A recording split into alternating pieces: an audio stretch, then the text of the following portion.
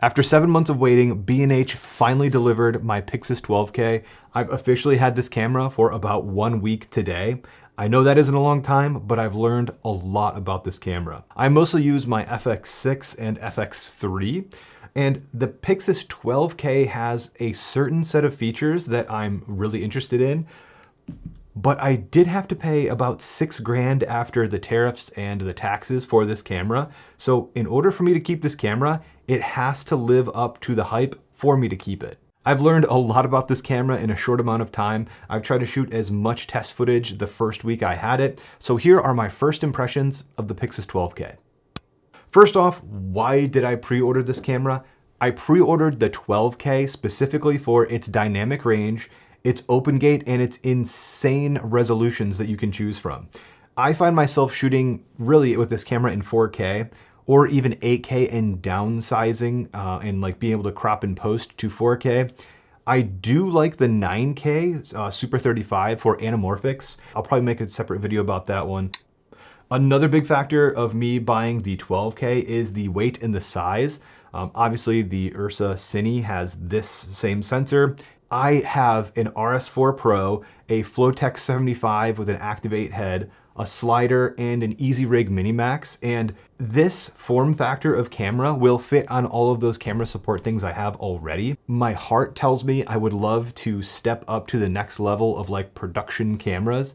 But then I'm gonna need like a 1040, a Vario 5, and a Ronin 2, and a even bigger slider. If I upgrade from this style of camera, not only am I just working with a bigger camera in general, I have to upgrade all of my camera support. I think renting that stuff makes more sense, and this makes more sense for me to own. Moving on to my initial tests here, I went to the pier and shot the base ISO for this camera, which is 800. At 12K open gate, I exposed how I normally would. I would expose any like neutral bright scene. On the false color, there was a little bit of pink, neutral gray, and green, and there was nothing clipping on the histogram. It was overcast, so it was pretty low contrast, but I had some negative fill to help give some shape. When I did this, I noticed that the histogram was more in the center than leaning towards the right, which I normally expose that way. I expose my Sony cameras that way, and typically I set exposure and then go a stop higher. I fought the urge to do that and kept exposure as is here. The results straight out of camera were a bit noisy.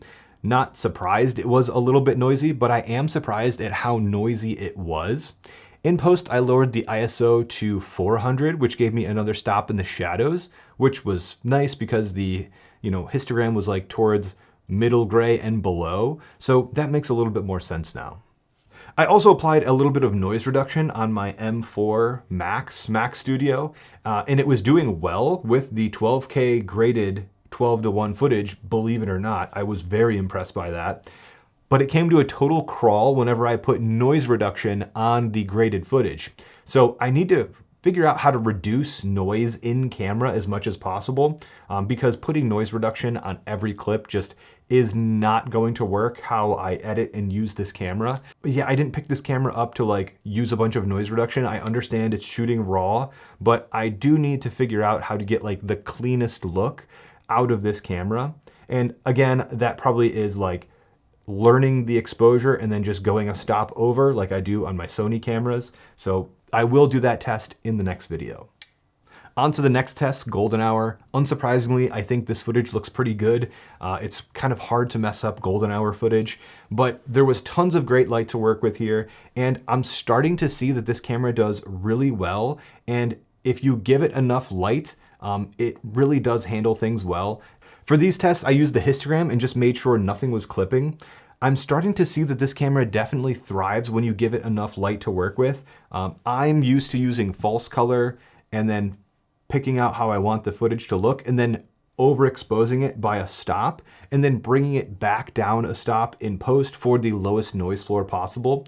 This camera does do pretty well when you give it a lot of light, but to test this, I was just sticking with the normal false color here just to test it out. And I went into a dark studio, so my next shots are a little bit darker than this golden hour footage. For the shots in the studio, we started with just a regular talking head shot, like if I was going to shoot an interview. And here I was using false color to expose for the key being one stop over middle gray and the shadow side being one stop under middle gray. And then I just left it as is. The rest of the scene is pretty dark, and looking at the footage, this is pretty noisy. Here's the scene with noise reduction applied. This helps out a lot, but it is another step to do in post. And if you're grading 12K and 8K, noise reduction is going to be pretty tough on your machine. For the B-roll in controlled lighting, I overexposed this footage by about a half a stop here, and already I think the footage is starting to look better straight off the card. Here is some light noise reduction applied, and I think this is starting to look better.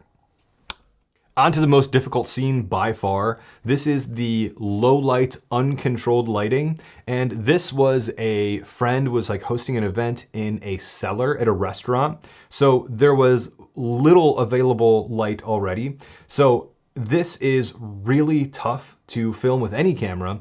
I was using the 75mm Typoc and I was at T15 the whole time. I kept the shutter angle at 180, and I know I could have cheated and opened the shutter a little bit more to get more light in, but I wanted to keep it at 180 because all of my other tests for this video were at 180. So just thinking if a director needs to be at 180 and I can't cheat this any other way, my lens is wide open, we can't bring any more light. Let's see what ISO 800 and ISO 1600 actually looks like here. The dangerous part about raising ISO to raise the ambient level in your scene is Blackmagic cameras don't handle, or shooting raw, it shoots a little bit differently than other cameras, my Sony cameras in particular. By raising the ISO, you're actually favoring highlight dynamic range, and lower than base ISO values actually favors the shadow dynamic range. This took me a while to figure out when I used the Pyxis 12k, the original, this is the first Blackmagic camera I used. And I also found this out using the Komodo for the first time earlier this year. I was raising ISO to raise the ambient level in my scene. And I'm like, why is this not looking right? You're actually working against yourself. I also wrote down some miscellaneous thoughts in my notes here when I was out using it. The first one was the fan is really loud. It is way louder than the Pyxis 6K. I actually had to turn the camera off when I was recording because the fan was so loud. I saw the levels on my recorder over here, and it was actually picking up some of the fan noise of the 12K. I'm just going to put, this is where I had it when I first started filming, and I'm just going to stop talking. Now this is what it sounds like next to the mic. Okay, and for reference, this is what the Pyxis 6K sounds like.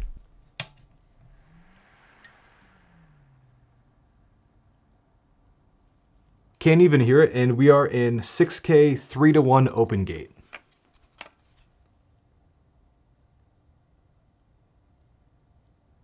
Pretty crazy noise difference between the fans on these two cameras.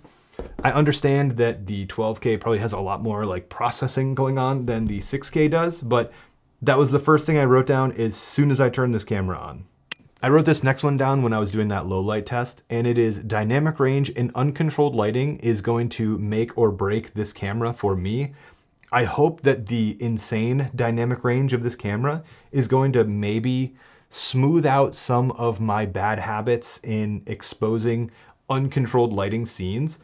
I know I should be just using more lights or have a bigger team and use diffusion and negative fill and all this stuff. But the reality is sometimes I just don't have the time or the budget or the crew to do that. And I have to just pick up the camera and shoot whatever is happening right now. So it's really tough to go from the FX6 that I say it all the time, you can see in the dark with that camera, to a camera with one base ISO, the way I'm shooting. So I have another video planned of going over the FX6 versus this camera. There are a lot of differences, but they're each just different cameras for different things. The next thing I wrote down was I would like to compare the 6K to the 4, 8, and 12K of the 12K, because I feel like if you can properly expose this camera, I feel like these are going to match really well. I feel like the 12K is going to do better when there's like, you know, really high dynamic range scenes, or if you need to like push this a little bit farther. Pushing the Pyxis footage, especially if you don't give it enough light, gets really mushy really fast. I don't really know how to describe it any other way than that. So I'm interested in comparing, like shoot the same exact scene and grade them the same and see how much farther I can push the 12K versus the 6K. I don't know, that's another to-do list item that I have. The next thing I wrote down was I thought that 12, 8, and 4K would be like one mode, and then the other mode would be 9K since that's Super 35. But in reality, 12K and 9K are like grouped together, and then 8K and 4K are grouped together. This may have been something, like this was an assumption that I made and it was just a wrong assumption. But going on the Blackmagic website, just to see how the dynamic range was mapped, this was a little more clear now. At 800, you have certain stops above and certain stops below, and those stops are actually different than the 8 and 4K. So this was something like the marketing was there. It was on me that I didn't know this, but I only found this out when I was going from 4K and 8K, and then I clicked to 12K and the camera power cycled, and I'm like, that was weird. I didn't expect it to do that. But when I went from 12 to 9, there was no power cycle. So then I went on the Blackmagic site and I saw that ISO like dynamic range distribution chart. And that is like the first thing that kind of cued me into this camera handles light differently at the different resolutions. Again, I need to do some more digging here. With only one base ISO, how far can I get away from 800 to get more stops in the highlight dynamic range? Like, do I need to go to 1600 or like, is it too noisy? I have a lot more tests to do. Like my tests just led to more tests. So do I need to do those, or like, should I just stick at 800 and call it a day and not need to like keep all this other information in my head? This gets even a little more complicated when you say like, okay, well, we're shooting at 12K now, but we want to go down to 8K, but we want to have the same dynamic range distribution and we want these like the footage to match in this same scene.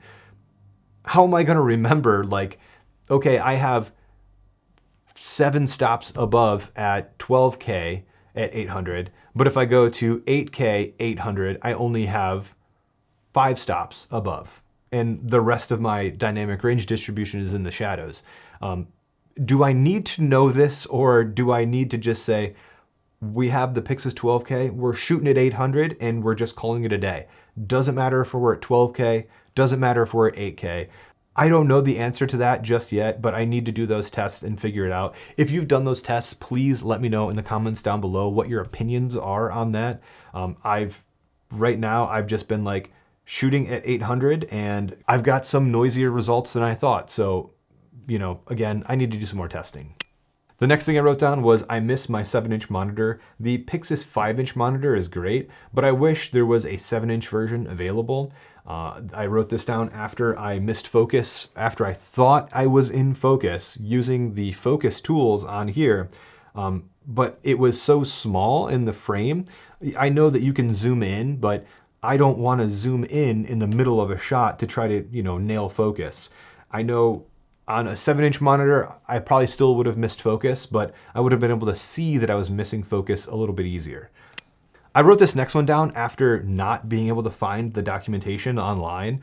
I thought I would be able to find this a little easier, but the 12K has an SSD side caddy and you can use the USB-C port in the back to record, but I'm not sure which recording modes and like what compressions I can use to accurately get like non-dropped frames or like stop recording, whatever you have configured in the Pyxis menu. I'm thinking of using like a 4 terabyte drive to film a long talking head interview. What drive would I need to do that?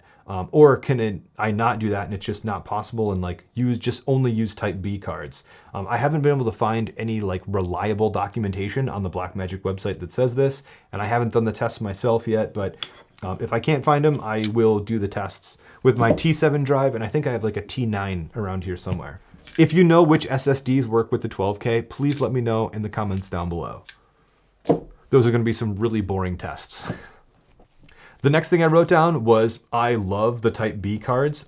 I feel like I am more future-proof whenever I'm buying the Type B cards. So even though like they are pretty expensive for high capacity Type B cards, I feel like I would be able to use these. Like if I were to buy, I don't know, like a Komodo X, it takes these cards too.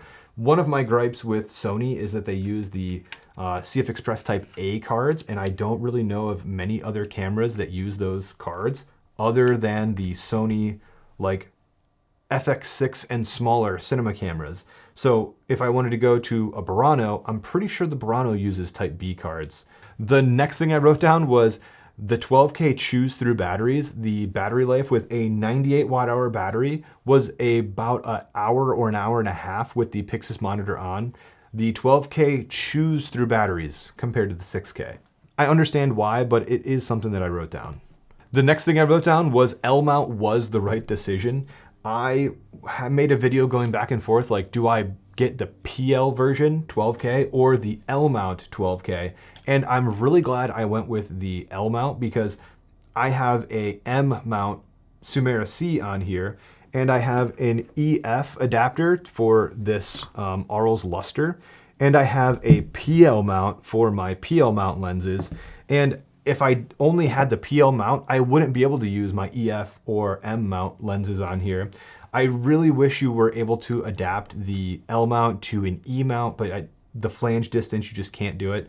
I would absolutely love that because I have a ton of Sony glass, but being able to use just about every other mount on the L mount really makes it worth it for me. If you are making that decision, I will link the L versus PL Pyxis video in the description. It's kind of a ridiculous video if I'm being honest, but it did help me make that decision between those two cameras. Digging into the difference between the 12K and the 9K versus the 8K and the 4K, thinking about the different stops between the different recording modes, like at what point does this just not matter? Like, should I always just shoot at 800, whether I'm in 12K or 8K and just call it a day? Like, is 5 stops or 6 stops above middle gray enough anyways that I wouldn't notice? These tests have been like really eye-opening, and once you start like pulling the thread and going down the rabbit hole of this stuff, it really does get like kind of dense really quickly. So do I go down that dynamic range rabbit hole, or do I just stay at ISO 800 and just be happy and call it a day? I have a sinking suspicion that I'll be doing a Pyxis 12K exposure video, like just doing a bunch of tests and seeing how this camera acts. But if you have any opinions on this, please let me know in the comments down below. This is the most alarming one for me here, is I've actually had this camera lock up on me twice while I'm using it. I had plenty of battery both times. I had plenty of storage space. I was recording to a Type B card. This is an OWC Atlas card. And I have the Type B reader, and I made sure like after this happened the first time, like my Type B card is on the latest firmware, my Pyxis monitor is on the latest firmware, and my camera is on the latest firmware. Like, I've tried to eliminate as many things as I could. The first time it happened, I was recording in 8K, and then I stopped recording and I had to like, fix some stuff over here, and I went back to my camera to start recording again, and I noticed that my Pyxis monitor was backlit, but there was no data on it. And like I couldn't like swipe down to reveal anything. It was just completely locked up. The F keys weren't working. The side monitor was also just black, backlit, but not responsive. The function keys were not working, or like the menu keys. I unplugged the Pyxis monitor and plugged it back in, and that didn't help. The only thing I could do is power cycle the camera. I turned it off, waited about 30 seconds, turned it back on, and everything was working the same again.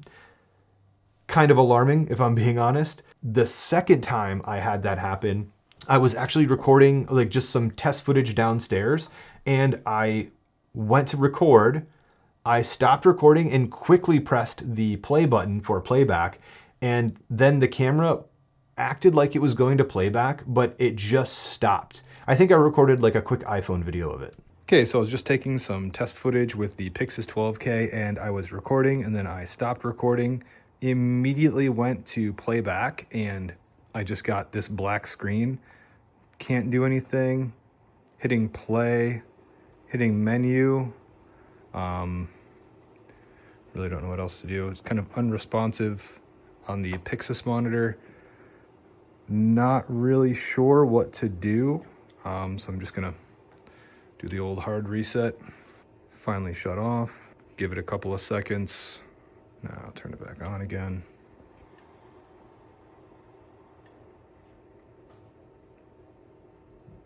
And I was filming in 9K open gate. So 9K open gate 12:1, that's all the same. Let's see.